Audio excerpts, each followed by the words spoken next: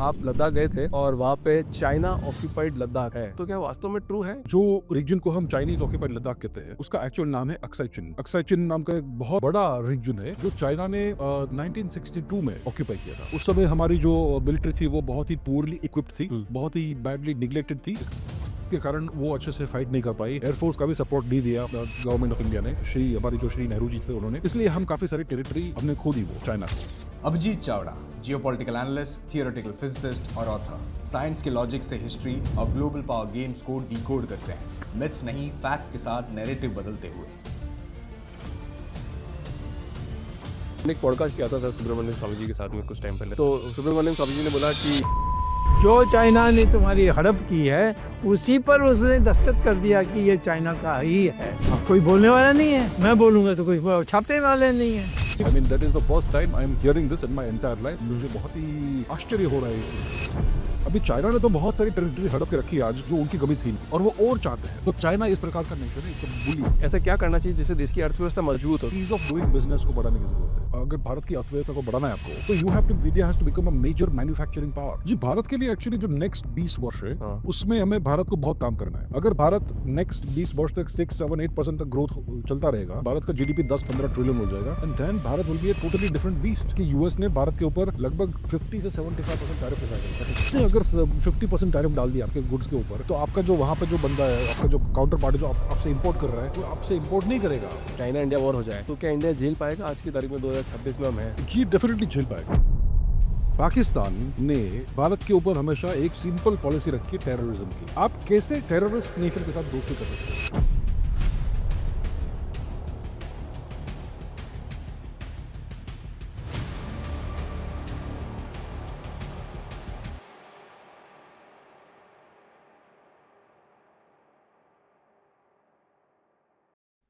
Abhijit sir, बहुत बहुत स्वागत है आपका द पावरफुल ह्यूमन शो के अंदर। बहुत धन्यवाद, thank you so much for having me. कैसे हैं सर आप? बहुत अच्छे, आप कैसे हो? बहुत बढ़िया सर। कैसी चल रही लाइफ? बहुत अच्छी चल रही है। सुपर। बहुत खुश नजर आ रहे हैं सर। आज कुछ हुआ मॉर्निंग में सा? नहीं जी, मैं तो हमेशा खुशी होता हूँ जी। Happy birthday. वाह। तो अभिजीत सर, आज अपन थोड़ा जियो पॉलिटिक्स पे बात करेंगे। जैसे द पावरफुल ह्यूमन शो हमने बनाया है और इस पे हम सभी पावरफुल लोगों को बुलाते हैं जो देश की तरक्की में थोड़ा योगदान रखते हैं, कि भैया कि हमने ऐसी बात रखी है। क्योंकि मेरा ऐसा पर्टिकुलरली मानना है कि शब्दों में बड़ी ताकत है, क्योंकि एक शब्द से पूरी दुनिया चेंज हो जाती है। लोगों को लगता है कि अगर हम किसी नेता के खिलाफ कोई वीडियो बनाएंगे तो क्या हो जाएगा। मैं कह रहा हूँ आप एक बार बना के देखो, क्या नहीं हो सकता है आपको पता चल जाएगा। तो शब्दों में बड़ी ताकत है। तो आज अपन पूरे देश के जो जियोग्राफिक लोकेशंस है और जियो पॉलिटिक्स है जो आसपास की जो चल रही है, और इंडिया की अर्थव्यवस्था कैसे बढ़ सकती है, अभी कहाँ है और कितने सालों में बढ़ पाएगी, उस पर थोड़ा डिस्कस करते हैं। सबसे पहला सवाल मेरा, अभिजीत सर, आप लद्दाख गए थे और वहाँ पे चाइना ऑक्यूपाइड लद्दाख है, तो क्या वास्तव में ट्रू है? कितना ऑक्यूपाइड कर लिया है और लद्दाख ही क्यों ऑक्यूपाइड कर रहे हैं चाइनीज? जो जो रीजन को हम चाइनीज ऑक्यूपाइड लद्दाख कहते हैं उसका एक्चुअल नाम है अक्साई चिन। अक्साई चिन नाम का एक बहुत बड़ा रीजन है जो चाइना ने 1962 में ऑक्यूपाई किया था। उस समय हमारी जो मिलिट्री थी वो बहुत ही पुअरली इक्विप्ड थी, बहुत ही बैडली निग्लेक्टेड थी, इसके कारण वो अच्छे से फाइट नहीं कर पाई। एयरफोर्स का भी सपोर्ट नहीं दिया गवर्नमेंट ऑफ इंडिया ने, हमारी जो श्री नेहरू जी थे उन्होंने, इसलिए हम काफ़ी सारी टेरिटरी हमने खो दी वो चाइना को। तो वो जो टेरिटरी है अक्साई चिन नाम की, उसे मैं कहता हूँ चाइनीज ऑक्यूपाइड लद्दाख। ओके। और भी टेरिटरीज है जो चाइना ने थोड़ा इधर उधर बाइट्स ले ली है भारत से।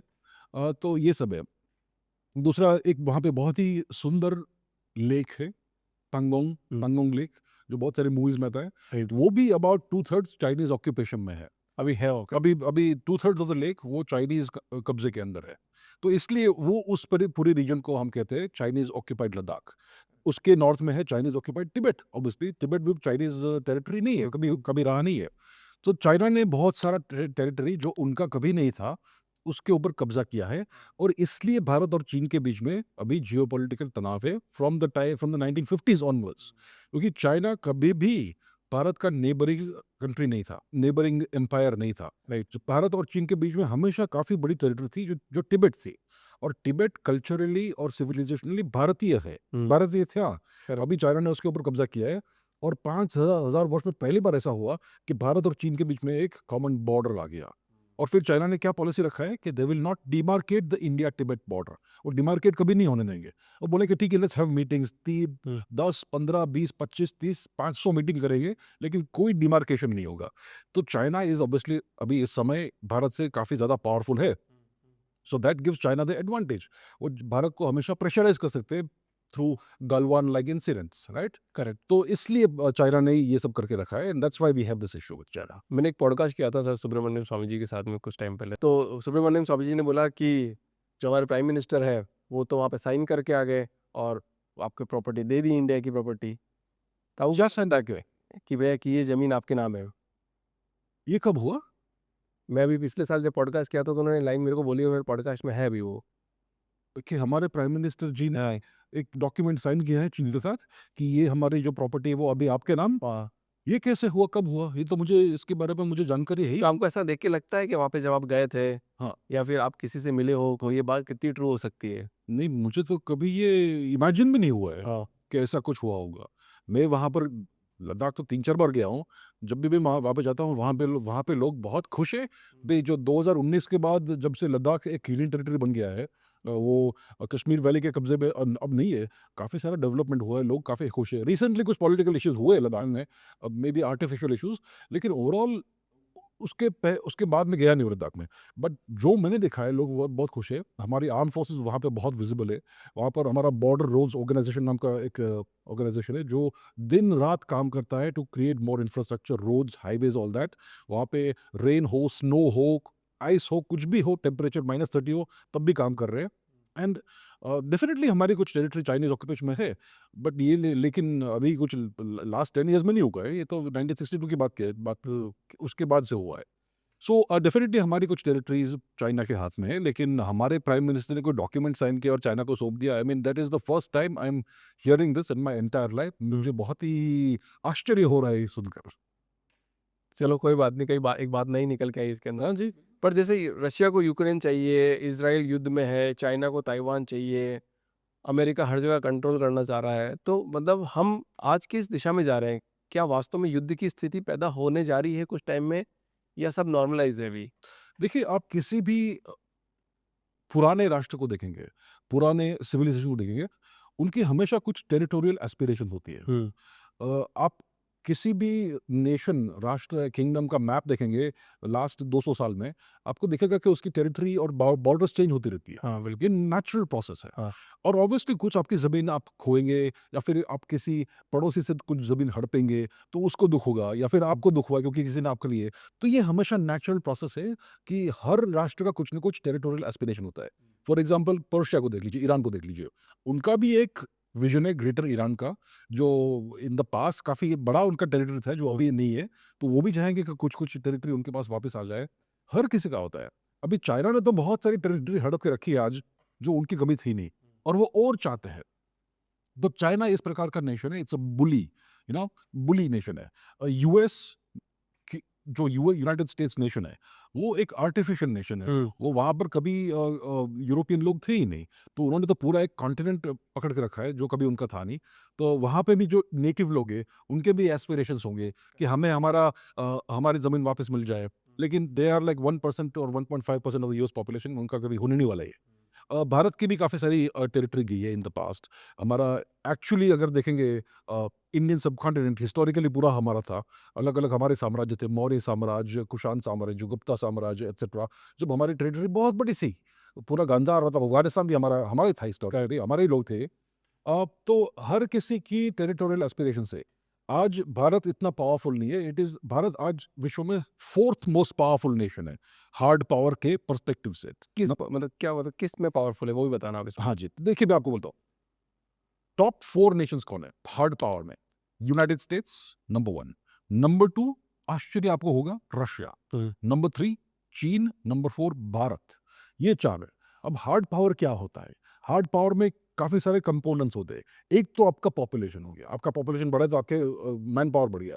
आपका टेरिटरी बढ़ा है तो आपको रिसोर्सेज बहुत मिलेंगे, तो टेरिटरी इज इंपॉर्टेंट। तीसरा है आपका कितना जीडीपी है, ओके, आपका भारत का जीडीपी 4 पॉइंट समथिंग ट्रिलियन है इस समय, चाइना का ऑलमोस्ट 4 गुना 4.5 गुना ज़्यादा है हमसे, 18-19 ट्रिलियन 18 होगा। तो जीडीपी। नेक्स्ट आपका ईयरली मिलिट्री एक्सपेंडिचर कितना है, उससे आपके आर्म फोर्सेस का कितना रफली पावर होगा वो समझता है। आपके पास न्यूक्लियर वेपन्स है कि नहीं, अगर है तो कितने हैं, एंड सो ऑन। आपका कितना पावर प्रोजेक्शन कैपेबिलिटीज है, मतलब आपके कितने एक्स्ट्रा टेरिटोरियल मिलिट्री बेसेस है। तो इन सारे कंपोनेंट्स को हम अगर जोड़ेंगे साथ में और एक फॉर्मूला में डालेंगे तो you can have a hard power score for each nation. तो मैंने ये फॉर्मूला बनाया है अपने खुद का। उसमें यूएस का स्कोर है लगभग 95, ओके, रशिया का स्कोर है 54, चीन का स्कोर है 19, भारत का स्कोर है 4.5 है। तो नंबर टॉप 4 नेशंस ये है 4.5। India is the 4th most powerful nation in the world, लेकिन चीन के मुकाबले हाँ। हम लगभग 1/4 है। चीन यूएस के मुकाबले कितना 1/5 ऑलमोस्ट है, करेक्ट। ओके, और चीन रशिया के मुकाबले 1 कितना जो भी है 1/3 ढाई गुना कम, and so on. Russia US से अबाउट हाफ है हार्ड पावर। तो ये हार्ड पावर, तो भारत का हार्ड पावर स्कोर अभी 4.5 है, पाकिस्तान का 1 के आसपास होगा, okay, and so on. So India is the 4th most powerful nation. तो इस समय भारत इतना पावरफुल नहीं है, इसलिए हमारे जो एस्पिरेशन है हमें उनके लिए वेट करना पड़ेगा, मे बी 20 वर्ष, एंड सो ऑन। और चीन के बहुत एस्पिरेशन है, वो ताइवान वापस ले, जैसे आपने कहा। करेक्ट। आपने पूछा कि क्या युद्ध होने वाला है, राइट? चीन चाहता है ताइवान, हाँ। लेकिन सोचिए चीन ताइवान कहाँ पर है ज्योग्राफिकली, चीन के बैकयार्ड में है, करेक्ट। फिर भी जो उसको चीन ले नहीं पा रहा है। नहीं क्यों? आ रहे भाई। क्योंकि यूएस इतना ताकतवर है कि चीन अपने बैकयार्ड में ये आइलैंड ले नहीं पा रहा है, इतना पावरफुल है यूएस इस समय। भारत की स्थिति देखिए, भारत इंडियन सबकॉन्टिनेंट में ज्योग्राफिकली है। 2022 में पाकिस्तान में यूएस ने रेजिम चेंज करवाया, ओके, इमरान खान को हटाकर शहबाज शरीफ को लाया, क्योंकि Shahbaz Sharif was very much pro US. तो भारत उसको रोक पाया, इस रेजिम चेंज को नहीं रोक पाया। 2024 में बांग्लादेश पर रेजिम चेंज किया यूनाइटेड स्टेट्स ने, मैंने उसको 9 महीने पहले प्रेडिक्ट किया था। शेख हसीना को हटाया और अभी जो भी वो मोहम्मद यूनुस है उसको लाया पावर। भारत इस चीज को रोक पाया? नहीं रोक पाया। 2025 में नेपाल में रेजिम चेंज किया है उसने, भारत उसको रोक पाया? नहीं रोक पाया। अभी म्यांमार में सिविल वॉर हो रहा है, उसका पूरा स्पिल ओवर इफेक्ट हो रहा है मणिपुर में। मणिपुर के जो नेटिव लोग हैं उनके ऊपर बहुत अत्याचार हो रहा है। अभी लाखों कुकीज आ गए भारत में और आधा मणिपुर खा लिया है। भारत इसको रोक पा रहा है? नहीं रोक पा रहा है। तो इससे हमें क्या मालूम पड़ता है कि इंडियन सब कॉन्टिनेंट में सबसे बड़ा राष्ट्र भारत है, लेकिन सबसे ताकतवर राष्ट्र सब कॉन्टिनेंट में यूएस है। यूएस है। ओके, तो ये सब हमें सोच देखना पड़ता है। This is real geopolitics. पर ये आप सोच पा रहे हो तो देश के जितने बड़े-बड़े ब्यूरोक्रेट्स हैं, पॉलिटिशियंस हैं, सब लोग हैं, वो नहीं सोच पा रहे हैं इस बात को? देखिए, जो या सोचना अलग है या करना अलग है, दोनों? सोचना और करना अलग है, फिर बताइए। देखिए, जो टॉप पॉलिसी मेकर्स है, डिसीजन मेकर्स है, वो मुझसे भी अच्छा समझते होंगे, I am sure, right? Bureaucrats का काम होता है to implement orders given by the political leadership.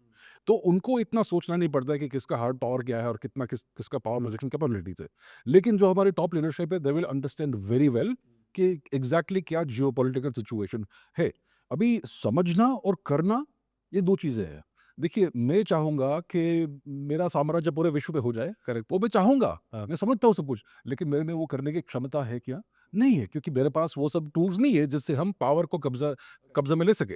तो भारत का कैपेबिलिटी क्या है, वो आपको मालूम पड़ेगा। भारत के हार्ड पावर स्कोर है 4.5, यूएस की क्षमता क्या है 95। 5 बोला आपने। सो इससे हमें मालूम पड़ता है कि हम सोचते हैं फिर भी कर पाते हैं कि नहीं, इस समय नहीं कर पाते। तो हमें अगर और करना है जियोपॉलिटिकली, अपना पावर पोजीशन करना है, अपनी अपनी क्षमता बढ़ानी है, इंडियन सबकॉन्टिनेंट को लेट्स से अखंड भारत बनाना है हाइपोथेटिकली, तो उसके लिए हमें अपना हार्ड पावर स्कोर बढ़ाना पड़ेगा, काफी अधिक बढ़ाना पड़ेगा, तभी जाकर ये सब होगा। आपने हार्ड पावर की बात करी तो सॉफ्ट पावर की बात करना बनता है यहाँ पे।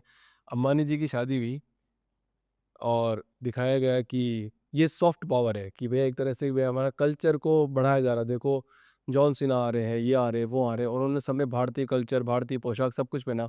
तो क्या फ़र्क पड़ता है सॉफ्ट पावर दिखाने से भी पूरे वर्ल्ड में? सॉफ्ट पावर तभी आपके काम आता है जब आपके पास पहले हार्ड पावर हो। अगर आपका हार्ड पावर स्कोर 0 है, तो आपका सॉफ्ट पावर सबसे महान क्यों नहीं हो, कुछ काम का नहीं है, कोई उसको रिस्पेक्ट नहीं करेगा। ओके, अगर आपका हार्ड पावर स्कोर बहुत बड़ा है और आपका कल्चर है ही नहीं, फिर भी लोग आपको रिस्पेक्ट करेंगे।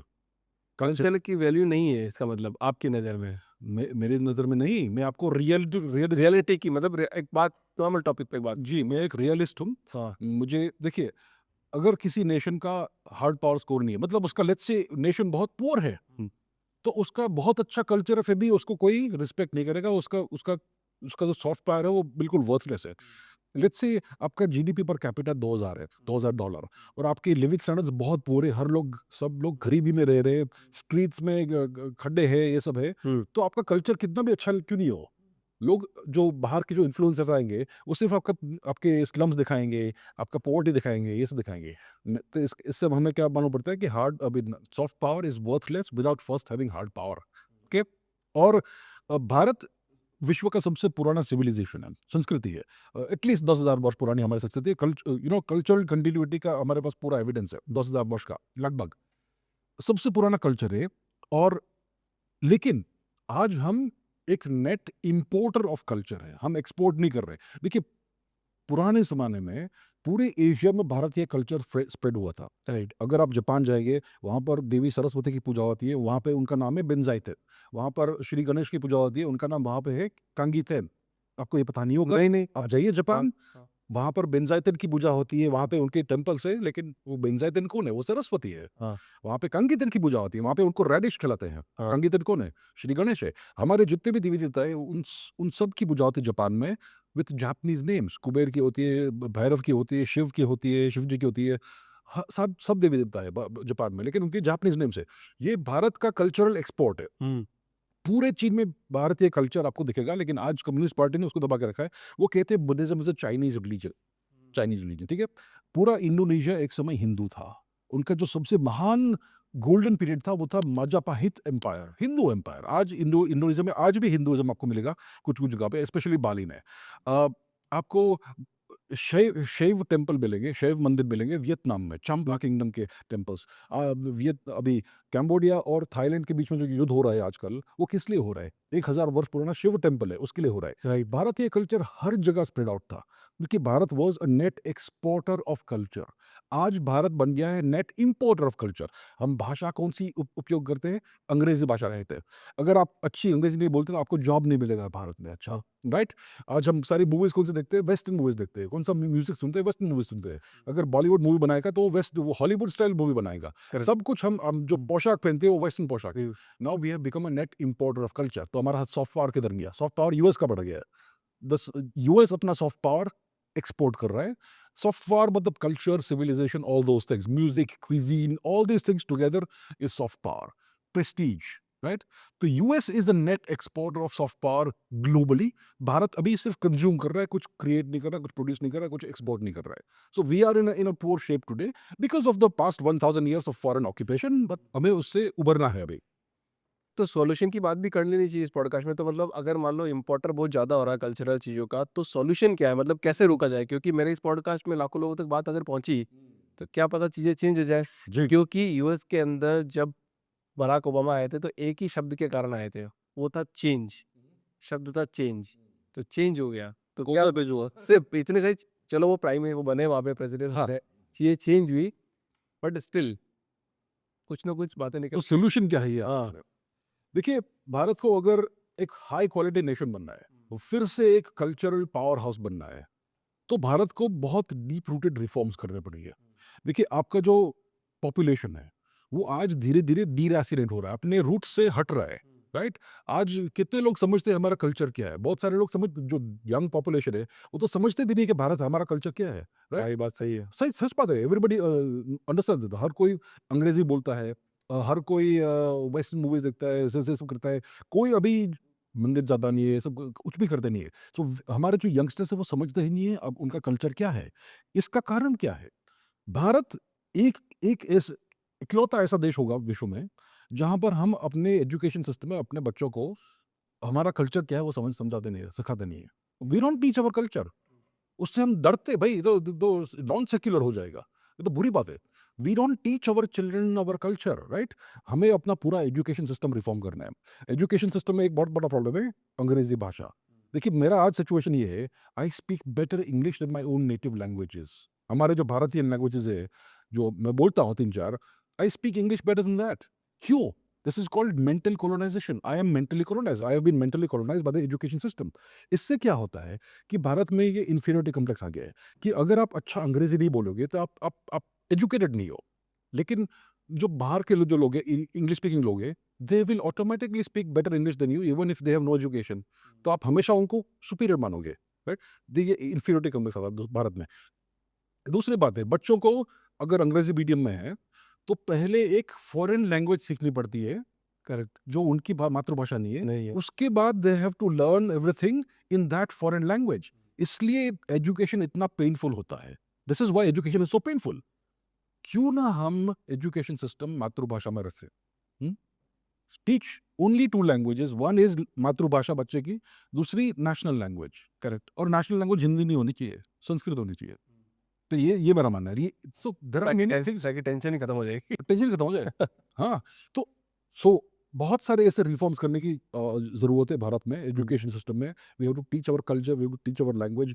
और दूसरी बात है कि देखिए, सॉफ्ट पावर की हम बात करें, कल्चर की बात करें, एक्सपोर्ट की. आज हमें बाहर वाले योगा सिखाते हैं. योग, अगर आप यूट्यूब पे जाएंगे योगा हाँ, correct. योगा रिसर्च करेंगे हाँ. तो दुनिया भर के अलग अलग प्रकार के योग आपको वाइट लोग सिखाएंगे. Dog yoga, goat yoga, hot yoga, power yoga, ये सब क्या है? This is not yoga, right? हाँ राइट तो हमने सब कुछ उनके हाथ में छोड़ दिया है.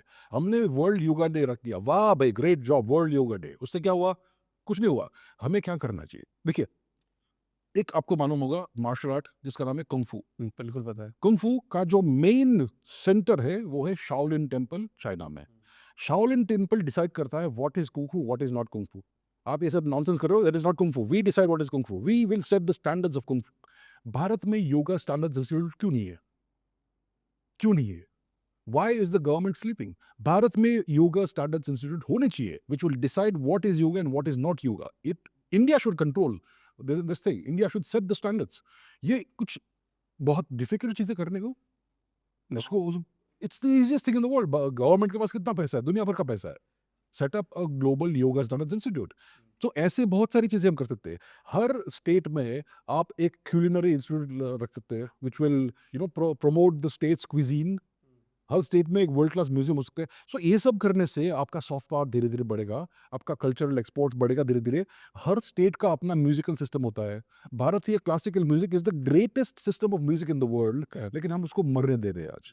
तो इन सब चीज़ों को अगर हम प्रमोट करेंगे, प्रोत्साहन देंगे properly through systematic policies, we will again become a cultural super power. ये सब करने की जरूरत है भारत में.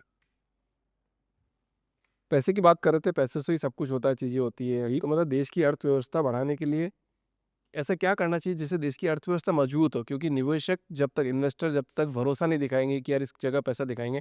छोटा सा एग्जांपल में बात करते हैं. मैं एक इन्वेस्टर हूँ, मैं एक बिजनेसमैन हूँ. एक बार मेरे मन में आया सर, मैंने करोड़ों रुपए का टैक्स दे दिया अभी तक. मैंने तो अभी छोटी सी अभी ज़िंदगी चालू ही करी है और मैं अभी तक इतना टैक्स पे कर चुका हूँ. मेरे को लग रहा है कि मैं क्यों करूँ मैं? जी, और मेरे मन में अगर आज ये बात आ रही है तो करोड़ों युवाओं के मन में ये बात आएगी कल. बिल्कुल. तो देश की अर्थव्यवस्था को मजबूत बनाने के लिए क्या करना चाहिए एक सरकार को, एक देश को? जी, ये बहुत ही क्रूशियल क्वेश्चन है, बहुत ही महत्वपूर्ण क्वेश्चन है. अर्थव्यवस्था को अगर आपको सुधारना है तो पहले तो before doing the positive things, जो नेगेटिव चीजें हैं उनको हटाने की जरूरत है. एक तो ईज ऑफ डूइंग बिजनेस को बढ़ाने की जरूरत है. Doing business is very difficult. देखिए, सोचिए, अगर आप एक नए बिजनेस पर्सन हो, आपको जीएसटी लगेगा. जीएसटी, आपको जीएसटी आइन भरना पड़ेगा एंड ऑल. अब अगर आप अप्लाई करोगे तो is it easy to get GST? बिल्कुल भी नहीं है सर, बिल्कुल पैसा नहीं है, 1% भी नहीं है. अगर आपका रेवेन्यू इतना हो गया तो you have to have a GST. आप अप्लाई करते हो तो आपको जीएसटी बन के नहीं मिलता है कि ये प्रॉब्लम है, वो प्रॉब्लम है. आपको महीनों तक घूमना पड़ता है आपका, and you are non compliant because you don't have GST. हाँ. एक तो वो ये मैंडेट करते हैं कि यू मस्ट हैव जीएसटी, लेकिन आप अप्लाई करते हो तो आपको बहुत मुश्किल होती है टू ऑब्टेन अ जीएसटी. सिर्फ एक जीएसटी नंबर ऑब्टेन करने को इतनी मुश्किल होती है. Right. This is just one example of the god damn nonsense, the red tape and all that we have in the country. दूसरी बात है the alleged corruption in India. अगर आप अलेजिडली किसी भी गवर्नमेंट ऑफिस से इंटरेक्शन करोगे, interface करोगे, तो अलेजिडली आपको प्रॉब्लम्स होंगे. आपको जो टैक्स तो आप भरोगे ही, उसके ऊपर से आपको अलग भी फंड्स करने पड़ेंगे. और क्या क्या नाम होते हैं, फाइन होता है, नाम अलग अलग नाम होते हैं इसके. नहीं सर, मैं नहीं मानता हूँ करप्शन है इंडिया में. कमेंट कर देंगे लोग जितने भी देख रहे होंगे ना. आज तक उन्होंने 1 रुपए का भी करप्शन नहीं किया होगा, मतलब ना पैसे दिए होंगे, ना कुछ किया होगा। ये ऐसी चीज़ एग्ज़िस्ट नहीं करती है। यही करती है। नहीं करती है सर, बिल्कुल नहीं करती है। There is no corruption in India. नहीं, बिल्कुल भी नहीं है, 1% भी नहीं है सर। अच्छा, क्यों ऐसा आप कहते हैं? नहीं है, मैं वो क जनता कमेंट करके बताएगी ना, जो व्यूअर्स है वो देख के बताएँगे कि ये कि उन्होंने फ़ाइन दिया है, नहीं दिया है। जो हम बात कर रहे हैं, हमको करनी भी चाहिए कि नहीं करनी चाहिए? क्योंकि तो बोलेंगे ना कि नहीं ये करप्शन क्यों बात कर रहे हो? तो अगर करप्शन होगा तो लोग कमेंट करके बताएँगे कि करप्शन है या नहीं है। अपन नहीं डिसाइड करते चलो। ठीक है, हम बात नहीं करते इसके बारे में। हाँ, क्योंकि उससे फ़ायदा नहीं होगा अपने ठीक है, चलिए, ठीक है, let the viewers decide whether हाँ, there is allegedly corruption in India. है या नहीं है? ठीक है, ठीक है। तो ये एक और इश्यू है। करेक्ट। तीसरी बात, अगर आपको लोगों को हायर करना है, हुँ। आपको अच्छे लोग मिलते हैं? हाँ, बहुत अच्छे लोग मिलते हैं। बहुत अच्छे लोग मिलते हैं। हाँ, अच्छा, आपको अगर अगर आप एक इंजीनियरिंग फर्म शुरू करते हो, आपको अच्छे टैलेंटेड क्वालिफाइड इंजीनियर्स मिलेंगे? क्वालिफाइड नहीं, talented, who can solve the problems that you have. Sir विडंबना यही तो है, जब मैंने भी इंजीनियरिंग करी तो हमको तो पता ही नहीं था कि इन्फोसिस के अलावा कोई कंपनी भी है मार्केट में जो एक नौकरी देती है। तो एजुकेशन सिस्टम पे बात आ गई फिर। फिर से आगे नहीं मिलते हैं। नहीं मिलते ना, लोग अच्छे क्वालिटी के नहीं मिलते। देखिए, ये जो एजुकेशन सिस्टम के जो बाहर लोग आते हैं, उनकी गलती नहीं है। They are not trained properly. जब आप एजुकेशन सिस्टम से निकल कर बाहर आते हो, you are clueless, right? You are clueless, you have no skills. अगर आपको कहीं पे जॉब मिलती है एज अ फ्रेशर, वो कंपनी को आपको फिर से 1 साल ट्रेन करना पड़ेगा, तब जाकर आप शुरू कर सकते हो काम। हुँ। आप कुछ भी स्किल्स लेकर नहीं आता from the education system. That is another big problem. और इससे क्या होता है कि इन्वेस्टर्स का कॉन्फिडेंस भारत में कम होता है, because investors come and they see कि भाई अगर what is the quality of the workforce का क्वालिटी इतना अच्छा नहीं है। इवेंचुअली 4-5 साल के बाद उनका क्वालिटी अच्छा बनता है, बट जो लोग फ्रेश ट्रेन होके आते हैं लोग, उनका क्वालिटी बहुत बुरा है। तो once again education system is a problem. तो ऐसे बहुत सारे प्रॉब्लम्स हैं। और अगर अगर भारत की अर्थव्यवस्था को बढ़ाना है आपको, तो you have to India has to become a major manufacturing power. हर प्रकार का manufacturing, nuts and bolts, screw drivers, aircraft, fighter planes, ships, computers, semiconductors, हर चीज़ का मैन्युफैक्चरिंग होने की बहुत बड़ी ज़रूरत है भारत में। भारत में ये मेक इन इंडिया नाम का इनिशिएटिव है, जो लगभग 10 साल 11 साल से चल रहा है। उसका इतना बड़ा सक्सेस नहीं हुआ है as we wanted. It has been okay. उसको मैं फेलियर तो नहीं कहूँगा, लेकिन सक्सेस भी नहीं कहूँगा। तो डेफिनेटली बहुत सारे प्रॉब्लम्स आए हैं जिसके कारण manufacturing has not taken of properly in India. एक चीज़ है कि लैंड एक्विजिशन कितना डिफिकल्ट है भारत में। अगर आपको लैंड एक्वायर करना है, दुनिया भर के आपको राउंड मारने पड़ेंगे, नेक्स्ट टू इम्पॉसिबल है। Next to impossible to acquire land, right? फिर बिजली का कॉस्ट क्या है compare to other nations? Much higher. आपको पानी का सप्लाई रिलायबल मिलेगा, आपको बिजली का सप्लाई रिलायबल मिलेगा, आपको सारे कंप्लायंसेस करने पड़ेंगे, सारे परमिशंस लेने पड़ेंगे। इतना डिफिकल्ट। अगर आप चाइना में जाओगे, लेट्स से आप 10 मिलियन डॉलर्स लेके चाइना में जाओगे, बोलोगे कि मुझे इन्वेस्ट करना है कहीं पे या फिर फैक्ट्री सेटअप करना है, आपके लिए रेड कार्पेट रोल करके देंगे। वो आपको 5 अलग अलग लोकेशन दिखाएंगे इमीडिएटली कि भाई यहाँ पे आप कर सकते हो, यहाँ पे आप कर सकते हो, please choose the best one for you. और आपको जो भी चाहिए सब मिलेगा आपको। So it is so easy to set up things in China. अभी नहीं है, अभी चाइना नहीं चाहता कोई और आए, अभी उनका सब हो गया है काम। But India should make it easy for people to invest and set up businesses in India. Even Indians, अगर भारतीय किसी नागरिक के पास लेट्स से थोड़ा पैसा है, उनको कुछ सेटअप कर रहा है, make it easy for them, not difficult. तो ये सारे प्रॉब्लम्स है जिसके कारण हमारी अर्थव्यवस्था is not taking off the way it needs to. हमारी अर्थव्यवस्था फिर भी ठीक ठाक चल रही है। अभी कितना 7-8% पे ग्रोथ ग्रोथ हो रही है डिस्पाइट दिस प्रॉब्लम्स। अगर हम ये प्रॉब्लम सॉल्व कर देंगे तो सोचिए क्या क्या ग्रोथ होगा भारत का। Right. So we need to do this things. Bharat में पोटेंशियल, अनलिमिटेड पोटेंशियल है। हमारे यूथ की जो एनर्जी है वो अनलिमिटेड है। उनको, they all want to serve the country, but they don't know how to. And even if they know how to, they are not being able to do it. तो उनके सामने जितने भी ऑब्स्टिकल्स हैं उनको निकालने की जरूरत है। Just unleash the force. But सामने वाला जो लोन पास करते हैं, जो आगे की तरफ बैठे हैं, जो पॉलिसी मेकर्स हैं, वो पॉलिसी ऐसी बनाते हैं सर कि आप मैं तो चाहता था कि मैं एक प्लेन मैन्युफैक्चरिंग का कंपनी खोलूँ इंडिया के अंदर। मेरा ऐसा विज़न था कि मेरे को लगता था मैं करूँगा। बट मेरे पास सबसे ज़्यादा चीज़ ये आती थी कि बकरी पालन के लिए 70% सब्सिडी पाएँ। व्हाट? क्यों? क्योंकि बकरी पालन में आपको सब्सिडी जल्दी मिल जाएगी, आप अच्छा खेत चलाओगे, ये चलाओगे। मुर्गी पालन में आप ये पाएँ। अच्छा, तो सबसे ज़्यादा जो सब्सिडी, पैसा ये जो गवर्नमेंट जो दे रही है ना, वो यहाँ दे रही है। एग्रीकल्चर एनिमल, ये सब, हाँ। तो वो भी क्यों दे रही है उसका भी बहुत बड़ा रीज़न है, शायद हम किसी और पॉडकास्ट में डिस्कस करेंगे। क्योंकि ये थोड़ी बातें ऐसी जो आउट हो जाएगी तो लोगों को शॉक लग जाता है। अच्छा, अच्छा। देख, अगर किसी को लेट्स से भारतीय वर्जन ऑफ स्पेसएक्स करना है, तो उनको क्या-क्या लगेगा? उनको ज़मीन लगेगी, लैंड लगेगा, हाँ। सारे कंपोनेंट्स लगेंगे, सब कुछ करना पड़ेगा, अच्छे इंजीनियर्स लिए चाहिए, ये सब कहाँ से वो सोर्स करेंगे? So we have to make it easy for all these things to happen. अगर आपको शिप मेकिंग कंपनी बनानी है, तो आपको काफ़ी सारे रिसोर्सेज़ लगेंगे, आपको एक पोर्ट लगेगा, जो एक ड्राई डॉक लगेगा जहाँ पे आप शिप बनाएँगे, सब कुछ लगेगा। सो वो सब भी मिल जाएगा। वो एक एंटरप्रेन्योर के लिए कोई कमी नहीं है। एंटरप्रेन्योर का अगर जज़्बा लग गया कि मेरे को एक शिप बनाना है या फिर एक बोइंग कंपनी खड़ी करनी है, तो वो खड़ी कर सकता है। उसके लिए मैन पावर की रिक्वायरमेंट नहीं होती, वो सब कर देता है वो। उसके लिए चाहिए होता है गवर्नमेंट का सपोर्ट गवर्नमेंट कि भैया आप आके परेशान नहीं करो। क्योंकि कंप्लायंसेस में आपको परेशान नहीं करो। क्योंकि अभी जैसे कंप्लायंसेस की बात कर रहे थे, तो एक बेंगलुरु के एक बिज़नेसमैन है बहुत बड़े, अगर आपने उनका नाम सुना हो, सीजे रॉय करके। कॉन्फिडेंट ग्रुप के मालिक थे, उन्होंने अपने आप को गन शॉट डेड कर लिया। क्या कर दी? अच्छा, किस लिए? क्या हुआ? बिकॉज़ उनके यहाँ पे एक इनकम टैक्स की रेड हुई हाँ, हाँ। और वो प्रेशर हैंडल नहीं कर पाए। तो ये सब प्रॉब्लम्स है भारत में। This tragic, tragic really. तो हम अपने ही पैर पे कुल्हाड़ी मारते रहते हैं। This is the problem. जो हमारे पॉलिसी मेकर्स हैं, they need to make better policies, make it easier for Indians to work and to do business, right? बीच में बताइए at least. Let us do our work. Try, will fail, will succeed, whatever. या don't come in the way. Passport सबको चाहिए हुँ। और passport के लिए ₹500 का एक अलग से फाइन सबने दिया होगा, हाँ। पर एक आदमी भी बोलेगा नहीं। तो जब वो नस-नस में है अगर चीज़ और उसके बारे में अगर आप बात नहीं कर सकते, तो फिर फ़ायदा क्या है? हाँ, बट इट्स अ प्रॉब्लम ना। It is one of the major problems. तो यहाँ पे एजुकेशन का सबसे बड़ा रोल आता है कि अगर जितने भी बच्चे जो जैसे मेरी भी बेटी है, अगर मैं उसको एजुकेट आज से स्टार्ट करूँगा, एजुकेशन उसकी सबको समझाऊंगा उसको, और ऐसे सारे माँ बाप अगर अपने बच्चों को चीज़ों को समझाने लगेंगे, चीज़ें करने लगेंगे, तो शायद वो आवाज़ उठा सकते हैं, बात कर सकते हैं। अदरवाइज उनको लगता है छोड़ो, क्योंकि घर में ही सिखाया जाता है, दे दो यार, ना वो बात खत्म करो उसको, या बढ़ नहीं सकते आप आगे। हुँ।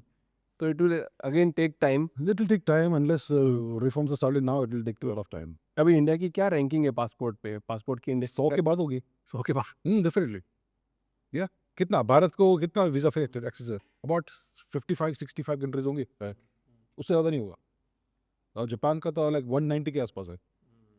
क्या आपको लगता है कि इंडिया को बांग्लादेश और पाकिस्तान से दोस्ती कर लेनी चाहिए एज ए जियो पॉलिटिक्स, अगर सुधारनी है, तो अगर ये दोनों देश साथ में हो गए और नीचे श्रीलंका भी साथ में हो गया, तो क्या लगता है स्थिति सुधर जाएगी सर?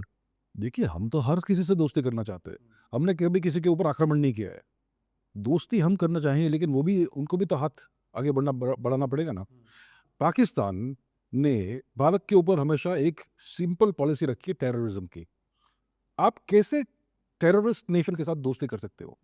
ये- पहले उनको अपने पूरे टेररिस्ट इंफ्रास्ट्रक्चर को डिसमेंटल करना पड़ेगा, और जो भी उनके जो टेररिस्ट थे उनको या तो जेल में डालना पड़ेगा, या जो भी करना होगा वो करना पड़ेगा।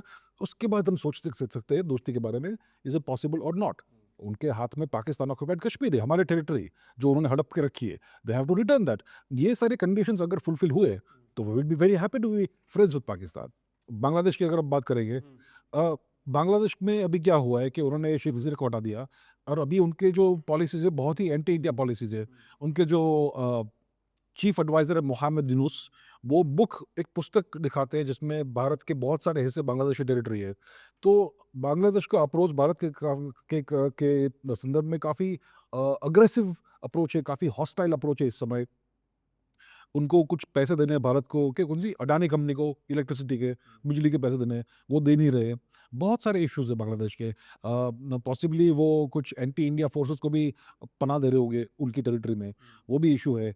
सो अगर ये सब चीज़ें वो ठीक कर दे, तो we will be happy to have good relation with Bangladesh. क्या प्रॉब्लम है? Sri Lanka, no issues. We have good relation with Sri Lanka, we should have better relations with Sri Lanka. तो हमें ऑब्वियसली सबसे दोस्ती करनी होगी, करनी चाहिए, करनी करनी है, लेकिन उनका अप्रोच कैसा है वो देखना पड़ेगा ना, right? Correct. Yes, that's a problem. अगर रशिया आने वाले टाइम पे थोड़ा कमज़ोर पड़ता है, मान लो कि पुतिन जी अगर नहीं रहते, कुछ होता है, कुछ भी एक XYZ फैक्टर होता है, तो क्या इंडिया की सिक्योरिटी पे फ़र्क पड़ेगा उससे? अगर रशिया कमज़ोर हो गया, हाँ। तो भारत के लिए अच्छा नहीं है, ओके? भारत और रशिया का बहुत ही लंबा, पुराना, हाई क्वालिटी रिलेशनशिप है। You can say trusted strategic partner है भारत का रशिया। हुँ। भारत और रूस के बीच में कोई भी मेजर डिसएग्रीमेंट्स नहीं है। थोड़ी बहुत इधर-उधर चीज़ें होती रहती है, which is between any two nations. US और कनाडा के बीच में भी हुई है, दैट्स फाइन। लेकिन भारत और रूस ने कभी ऐसा किया नहीं है कि उन्होंने एक-दूसरे के नेशनल इंटरेस्ट को हर्ट किया हो इन अ मेजर वे, नहीं है। और भारत बहुत सारा अपना आर्म्स एम्युनिशन ये सब टेक्नोलॉजी रशिया से खरीदता है, बहुत समय से खरीदता आ रहा है। अ, भारत बहुत सारा ऑयल भी रशिया से अब तक ले रहा था। तो Russia is very important Bharat के लिए। अगर रशिया का पावर चला गया तो क्या हो सकता है उसका आउटकम, कि काफ़ी सारी रशियन टेरिटरी चाइना ले ले और बाकी रशिया को फ्रैगमेंट कर दे यूएस। तो भारत के लिए कई इतना बड़ा जो सपोर्टर था और स्ट्रेटेजिक पार्टनर था वो गायब हो जाएगा और भारत इसके इसके कारण काफ़ी आइसोलेट हो जाएगा जियोपॉलिटिकली, क्योंकि चाइना भी हमारा शत्रु है, पाकिस्तान भी हमारा शत्रु है, बांग्लादेश ईस्ट पाकिस्तान बन गया है, ईरान में भी क्या पता क्या होने वाला है नेक्स्ट। तो सब जो हमारे जो अच्छे रिलेशनशिप्स है वो कम हो जाएंगे। Russia is a major one. तो इसलिए भारत के लिए बहुत इंपॉर्टेंट है कि Russia remains strong, Russia is not destroyed, Russia is not disintegrated. And सबसे क्रूशियल चीज़ क्या होगी रशिया के लिए? देखिए, अभी श्री व्लादिमीर पुतिन की आयु काफ़ी अधिक हो गई है। He is in his 70s, right? 73, 74 उसके आसपास उनकी आयु होगी। तो डेफिनेटली कुछ वर्षों में उनको पावर ट्रांसफर करना पड़ेगा, right, to somebody. The most critical time in a nation और अ किंगडम और empire is when you transfer power. अगर ट्रांसफर पावर अच्छे से हो गया टू द राइट पर्सन तो everything goes smoothly. But if somebody weak comes to power, सत्यानाश हो जाएगा। जैसे कि यूएसएसआर के कोलैप्स के बाद बोरिस येल्त्सिन बन गए थे प्रेसिडेंट रशिया के। उन्होंने पूरी इकोनॉमी को नष्ट कर दिया, राइट। उन्होंने पहली चेचन वॉर हार दी, बहुत प्रॉब्लम आ गया रशिया में because of mister Boris Yeltsin. तो अगर ऐसा कोई नेक्स्ट आ गया पुतिन जी के बाद तो रशिया के का सत्यानाश हो जाएगा। सो पुतिन अगर इंश्योर करते हैं that power is transferred to a strong capable leader तो रशिया विल बी फाइन। तो ये सबसे क्रूशियल टाइम होगा रशिया के लिए और इंडिया के लिए भी। और इंडिया के लिए भी, because it is very important for India for Russia to remain power. और ये कभी भी हो सकता है, मतलब आने वाले 10 सालों में मतलब कुछ ना कुछ तो मेजर बदलाव आएगा ही आएगा, आएगा यार, 5 से 10 सालों में। 5-10 साल में मोस्ट लाइकली होगा ये। जी हाँ, तो इंडिया को मतलब सशक्त बनने के लिए बहुत सारे काम करने पड़ेंगे, अदरवाइज भारत को क्योंकि अपनी जनरेशन चल ही रही है अभी, जैसे ये वाली, तो अभी हम जिएंगे कम से कम 15-20 साल तो जिएंगे, तो कुछ चीज़ें देखने को मिल सकती है। जी, भारत के लिए एक्चुअली जो नेक्स्ट 20 वर्ष है हाँ, उसमें हमें भारत को बहुत काम करना है। अगर भारत नेक्स्ट 20 वर्ष तक 6-7-8% तक ग्रोथ चलता रहेगा तो भारत एक मिडिल इनकम नेशन हो जाएगा। भारत का जीडीपी 10-15 ट्रिलियन हो जाएगा and then Bharat will be a totally different beast. Bharat बिल्कुल ट्रांसफॉर्म्ड नेशन होगा। इसलिए हर कोई अभी भारत को रोकने की कोशिश कर रहा है। हर कोई, यूनाइटेड स्टेट्स भारत को कंटेन करने का पूरा पॉलिसी बता के बैठा है। चाइना भी नहीं चाहता कि भारत ग्रो हो। रूस चाहता है कि भारत ग्रो हो क्योंकि वो उसके लिए भी अच्छा है, रूस के लिए भी अच्छा है। तो भारत के लिए नेक्स्ट 20 ईयर्स में क्या करना है, हमें अपना इकोनॉमी बढ़ाना है एटलीस्ट 6-7-8% पर ईयर। उसके लिए हमें मैन्युफैक्चरिंग पावर बनना पड़ेगा। दूसरी बात, we should not get entangled in any major military confrontation. अगर कोई युद्ध हुआ, कीप इट शॉर्ट, 3 से 5 दिन में खत्म कर दो, लंबा मत खींचो, यूक्रेन जैसा मत करो, राइट। वो बहुत इंपॉर्टेंट होगा भारत के लिए। ये चीज़ें, और obviously that will depend on the leadership in Bharat. Bharat में अच्छी लीडरशिप होगी तो ये सब होगा।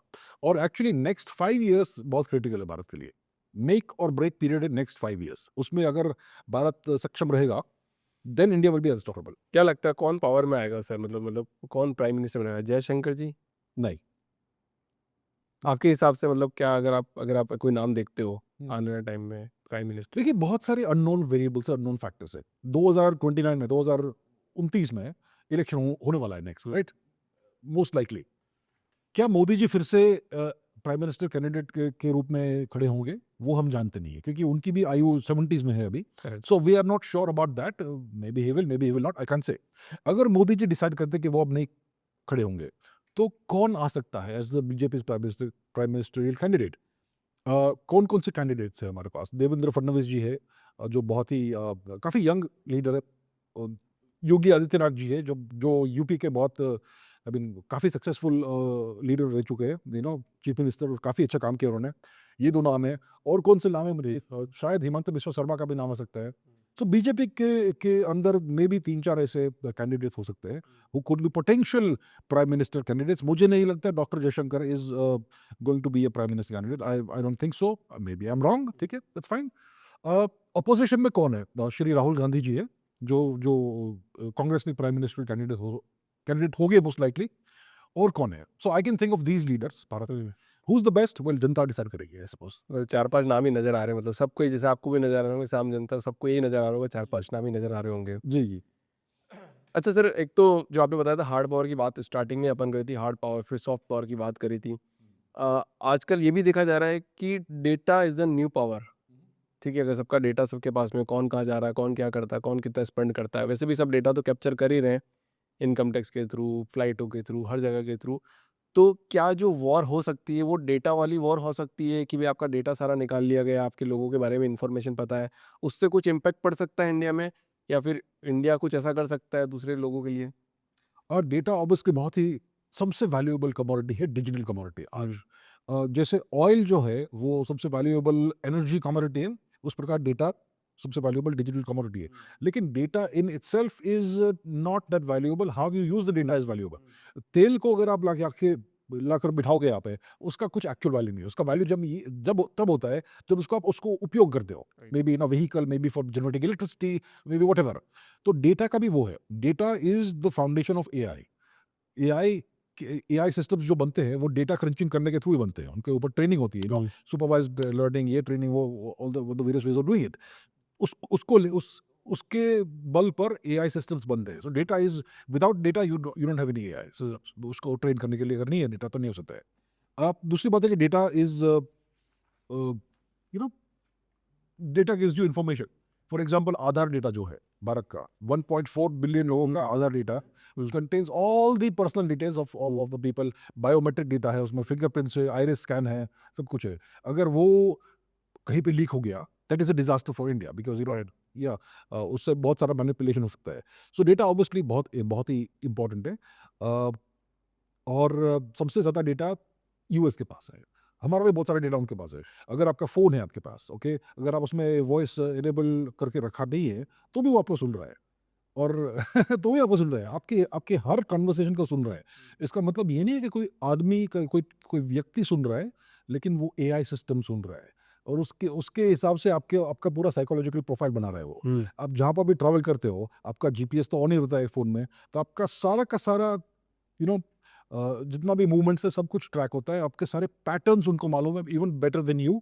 They can create a psychological profile of you that is better than you understanding yourself. आपको भी आपके बारे में इतना पता नहीं होगा, आपका इतना इतना इतना इंसाइट्स नहीं होगा आपके साइकोलॉजी के बारे में जितना उनके पास है, राइट।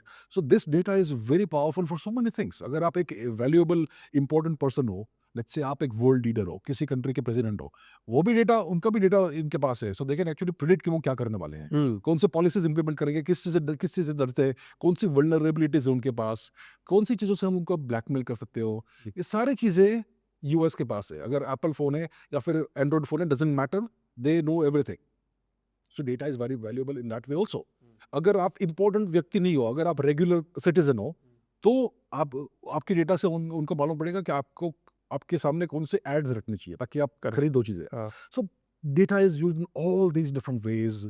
और data obviously it's very valuable, it can be weaponized also, right.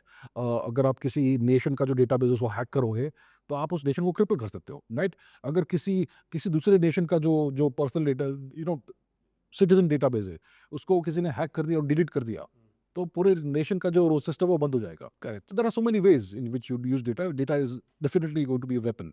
अभी जैसे ट्रम्प को देखा गया था कि वो सब बिजनेसमैन, जितने भी सीईओ, बड़े बड़े सीईओ के साथ उन्होंने डिनर किया और बात करी, कुछ कुछ बात करी कि अच्छा कितना इन्वेस्ट करोगे, आप कितना इन्वेस्ट करोगे, सबने अपना कुछ फिगर बताया। तो वो इस तरह की मीटिंग से इंडिया में कोई इम्पैक्ट पड़ता है? ट्रम्प ने बिजनेस लीडर्स के साथ डिनर किया था। हाँ, मीटिंग करी थी, जैसे अच्छा टिम कुक हो गए, फिर अपना गूगल के सी सुंदर पिचाई, सबके साथ एक डिनर का जो वीडियो वायरल हुआ था कि आप कितना इन्वेस्ट करोगे, बोला कि I will invest this, I invest this, इतना इतना अमाउंट इन्वेस्ट करूंगा मैं। तो क्या ये 15-20 कंपनी पूरे देश को चला रही है, एक तरह से देखा, विश्व को चला रही है ना, पूरे विश्व को चला रही है। हाँ हाँ। तो जब ट्रम्प उनके साथ एक मीटिंग करते हैं, इस तरह की मीटिंग करते हैं, तो क्या उस पर्टिकुलर मीटिंग से इंडिया के एक एंड यूजर तक, एक ऑटो रिक्शा वाले तक कोई इम्पैक्ट पड़ता है? जी पड़ता है, पड़ता है। देखिए, ये जो 10-15 कॉर्पोरेशन है यूएस की, ये बिग टेक कंपनीज है। Most of them are big tech companies. Alphabet मतलब गूगल है, फिर ऑब्वियसली एप्पल है, फिर ओपन एआई है जिसका चैट जीपीटी हर कोई यूज करता है, Correct. और बहुत सारे ऐसे कंपनीज है which essentially run the world. Amazon का हर कोई सर्विसेज यूज करता है एंड सो ऑन। ये जो कंपनीज है they are geopolitical assets in the US. ये सिर्फ टेक्नोलॉजी कंपनीज नहीं है, जियोपॉलिटिकल एसेट्स है।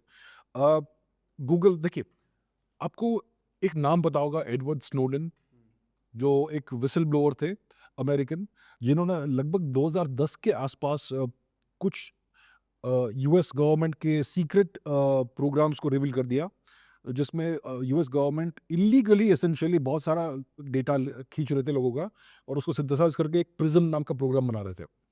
वो कहाँ से गूगल से डेटा निकाल रहे थे जो किसी को पता नहीं था।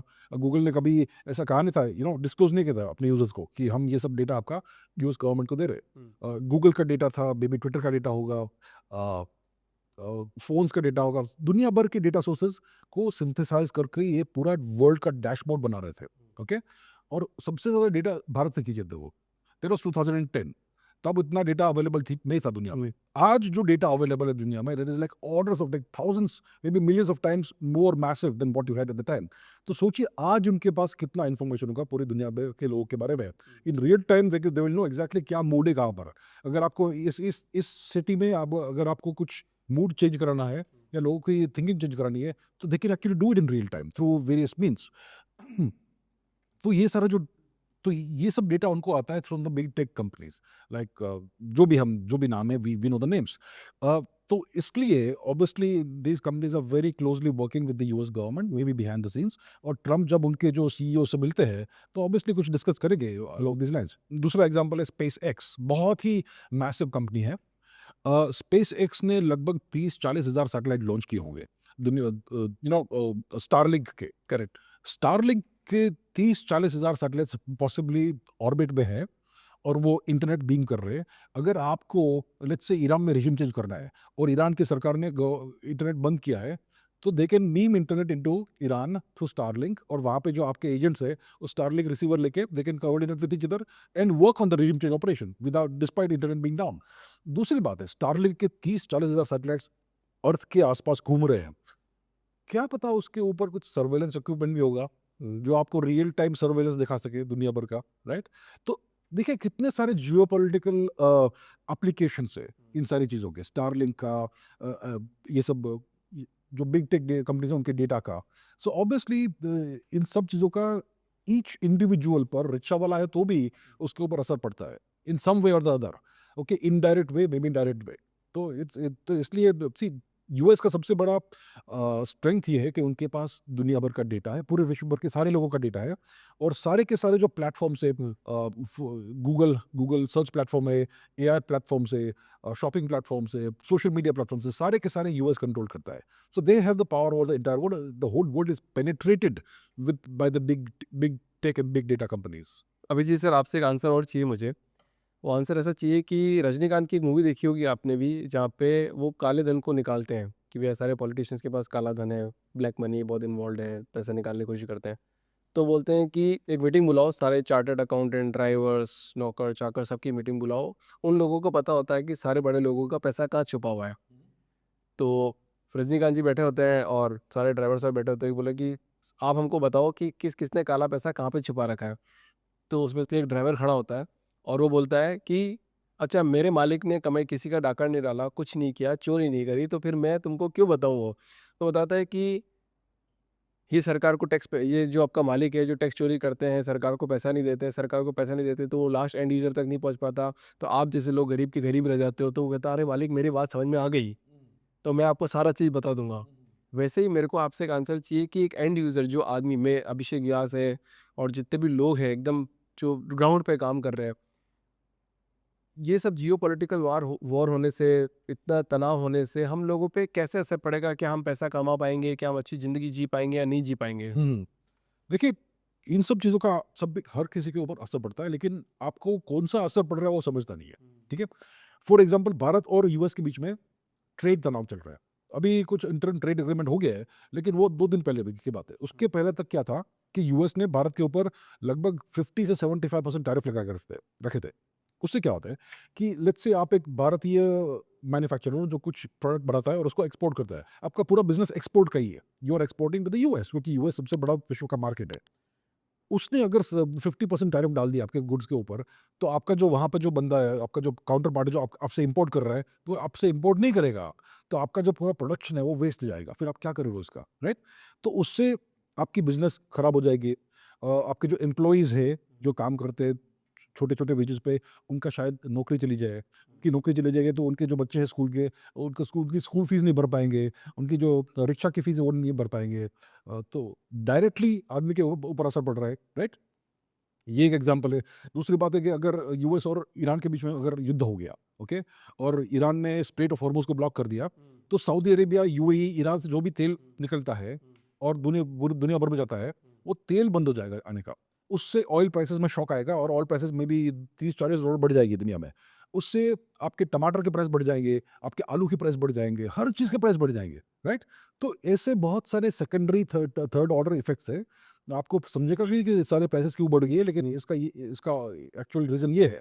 अगर अगर कुछ कंपनीज यूएस की भारत में इन्वेस्ट नहीं करती है, तो बहुत सारे लोगों की नौकरी चली जाएगी, मे बी वेजेस डिप्रेस हो जाएगी, वेजेस बढ़ जाएंगे। तो ऐसे बहुत सारे इफेक्ट होते हैं जो हर किसी को होते हैं। अगर अगर ऑयल प्राइस में चेंज हुआ तो हर किसी के ऊपर वो इफेक्ट होगा through the prices of the materials that we buying. तो टमाटर, आलू, सब्जी, हर चीज़ के दाम बढ़ जाएंगे। किसी को समझेगा कि नहीं, कि क्यों हुआ, लेकिन it's happened because of geopolitical reasons. तो इस प्रकार से हर किसी के ऊपर असर पड़ता है जियोपॉलिटिकल इवेंट्स का, लेकिन इनडायरेक्ट असर पड़ता है, और आपको समझेगा नहीं कि ये इसलिए हुआ है। करेक्ट, सब लोग यही बात बोलते हैं कि हमें क्या फ़र्क पड़ता है, हमें हर किसी को, हमें तो कोई फ़र्क नहीं पड़ता है ना, बड़े बड़े लेवल के लोग हैं इनको फ़र्क पड़ेगा, बट एक्चुअली देखा जाए तो इनको कोई फ़र्क नहीं पड़ेगा, फ़र्क आप ही को पड़ेगा। तो इसलिए मैं बोलता हूँ वोट डालो। हम्म। जितना परसेंट भी वोट चल रहा है, मान लो कि 40%, 50%, एटलीस्ट वो 70-80% तक जाना चाहिए, और 70-80% जाते ही चीज़ें चेंज होने लग जाएगी। बहुत सारे यंगस्टर भी है, जेनजी भी है, जो बोलते हैं यार ठीक है वोट देके क्या करना है, तो हम तो अलग सिटी में रहते हैं। जिस सिटी में हो उस सिटी में रजिस्ट्रेशन कराओ, उस सिटी में जाके अपने सही लोगों को चुनो। थोड़ा सी अगर ये बातें अगर लोगों तक पहुंच गई तो चीज़ें एकदम चेंज हो जाती है सर। जी, बिल्कुल, बिल्कुल। देखिए, इन सब चीज़ों का असर हर किसी के ऊपर होता है। ऐसा नहीं कि आपके वोट करने से फ़र्क पड़ेगा या नहीं पड़ेगा, हर वोट से फ़र्क पड़ता है। So it is very important कि आप वोट कीजिए और सही वोट कीजिए। अभिजीत सर, इस पॉडकास्ट में कुछ 3-4 टॉपिक और डिस्कस करते हैं अपन। पहला टॉपिक, अगर चाइना इंडिया वॉर हो जाए तो क्या इंडिया झेल पाएगा? आज की तारीख में 2026 में हम हैं। जी, डेफ़िनिटली झेल पाएगा। इसका कारण क्या है? चाइना का जितना भी मिलिट्री फ़ोर्स है, बहुत सारे डिप्लॉयड है ईस्टर्न साइड में। क्योंकि चाइना के ईस्टर्न रीजन में क्या है, आपके पास जापान है और साउथ कोरिया भी है। जापान के टेरिटरी के ऊपर यूएस के 130 से ज़्यादा मिलिट्री बेसेस हैं। सोचिए, 130, more than 130 US military bases on Japanese territory, जो बिल्कुल चाइना के ऑफशोर है। दूसरा, साउथ कोरिया में यूएस के 100 से अधिक परमानेंट यूएस मिलिट्री बेसेस है। तो इतने सारे अमेरिकन मिलिट्री बेसेस है वहाँ पर, जो एसेंशियली चाइना के ऊपर एम किए हुए हैं। तो चाइना ने पूरा अपना फोर्स वहाँ पे डिप्लॉय किया है। दूसरा, जापान का जो नेवी है बहुत पावरफुल है। जापान के जो डीकमीशन्ड सबमरीन्स है, they are the more dangerous than India's operational submarines. तो जापानीज नेवी बहुत ही पावरफुल है, चाइना उससे बहुत डरता है। अब तीसरा, ताइवान एक फोर्ट्रेस आइलैंड है, वहाँ पे बहुत ही पावरफुल मिलिट्री डिप्लॉयमेंट्स बना के रखे हैं ताइवान ने और यूएस ने। So China is worried about that. और वहाँ पे और so this are the island chains जो चाइनीज बात करते हैं। और एक गुआम नाम का एक एयरबेस है यूएस का, वहाँ पे से यूएस का बहुत बड़ा पावर पोजीशन कैपेबिलिटीज है। वहाँ से बहुत ही हेवी स्ट्रेटेजिक बॉम्बर्स वो लॉन्च कर सकते हैं, बहुत कुछ कर सकते हैं। तो because of this reasons China ने अपना पूरा नेवल और अदर मिलिट्री पावर और स्ट्रेंथ उस तरफ डिप्लॉय करके रखा है। थोड़ा बहुत हिस्सा चाइना का जो है उन्होंने तिब्बत में डिप्लॉय किया है टू काउंटर इंडिया।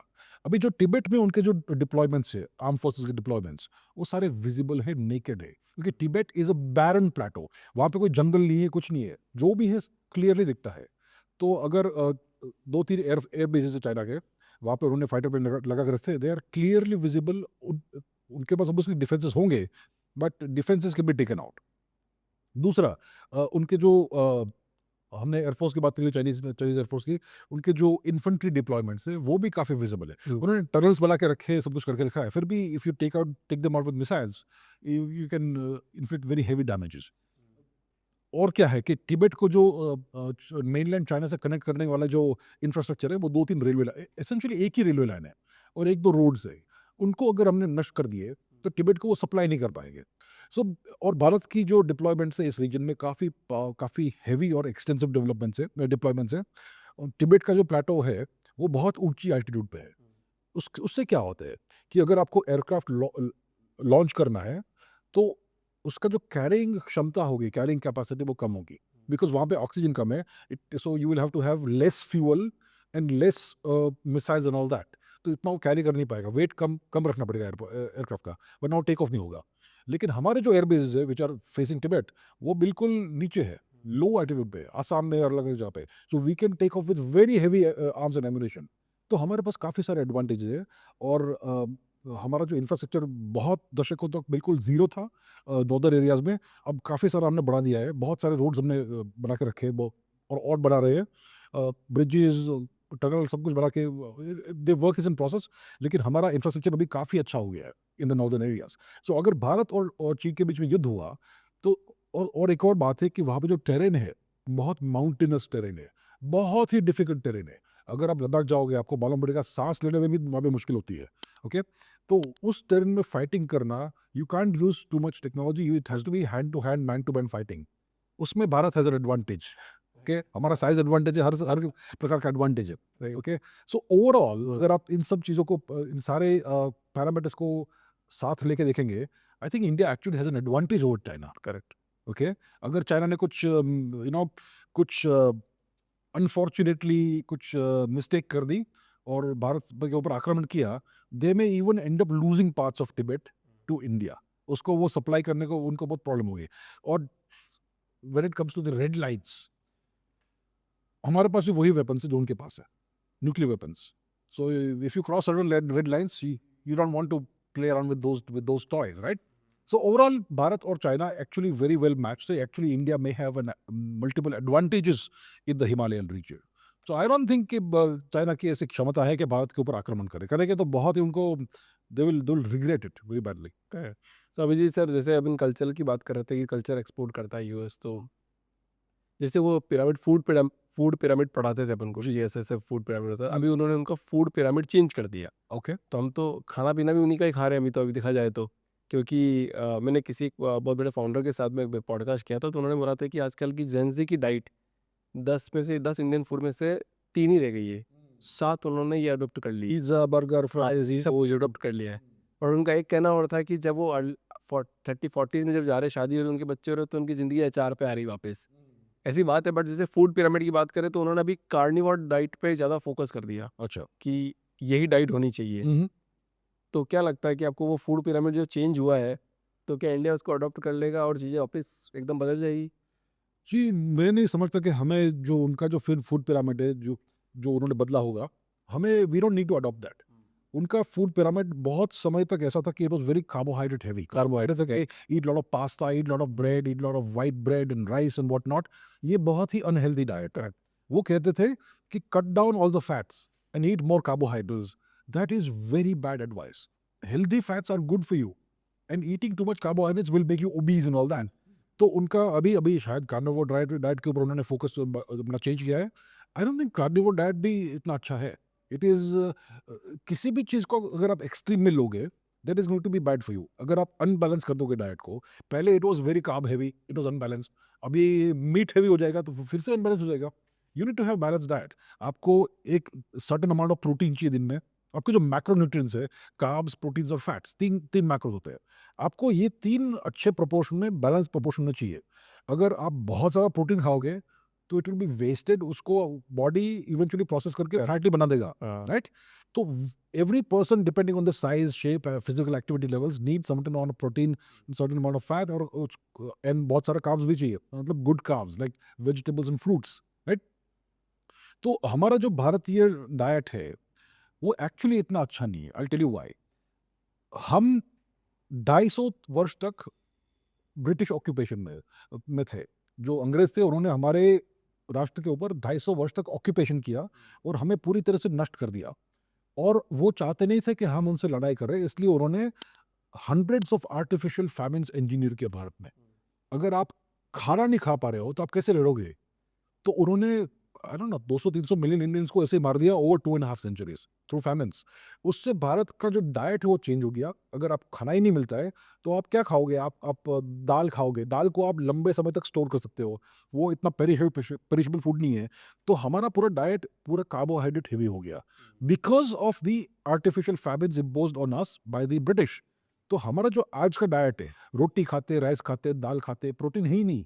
सब उन्हीं के कारण है ये इसको स्टारवेशन डाइट कहते हैं। हाँ, और ये हमारा कल्चर बन गया, ट्रेडिशन बन गया है बिकॉज ऑफ 250 साल ऑफ फॉरेन ऑक्यूपेशन।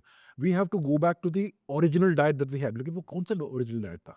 तो उसके लिए हमारे पास कुछ कुछ बहुत कम इंफॉर्मेशन है एक्चुअली। एक दो हमारे पास रिसोर्सेज है। एक 11th सेंचुरी का बुक था जिसका नाम था मन्नस उल्लास। उसमें बहुत सारे अलग अलग प्रिपरेशन थे, सब क्यूलिनरी प्रिपरेशंस। तो उससे मालूम पड़ता है कि हमारा डाइट शायद कैसा होगा। काफ़ी सारा मीट था। मैं नहीं कहता हूँ कि भाई एवरीबडी शुड ईट मीट, आपकी मर्जी है। अगर आप वेजिटेरियन है तो आप मत खाइए मीट, आप पनीर खाइए, कुछ और खाइए। बट आपको क्या करना है? आपको अच्छा सफिशिएंट प्रोटीन होना चाहिए।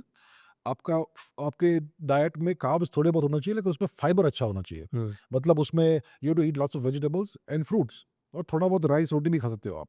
और फैट भी होना चाहिए, घी या कोई भी अच्छा गुड सोर्स ऑफ फैट। तो ऐसा अच्छा बैलेंस डाइट होना चाहिए। बहुत ज़्यादा मत खाओ, don't under eat also, should be strong healthy and that's what it should be. Yes. Thank you so much sir for coming in the podcast. Thank you so much for having, it was great fun. Thank you.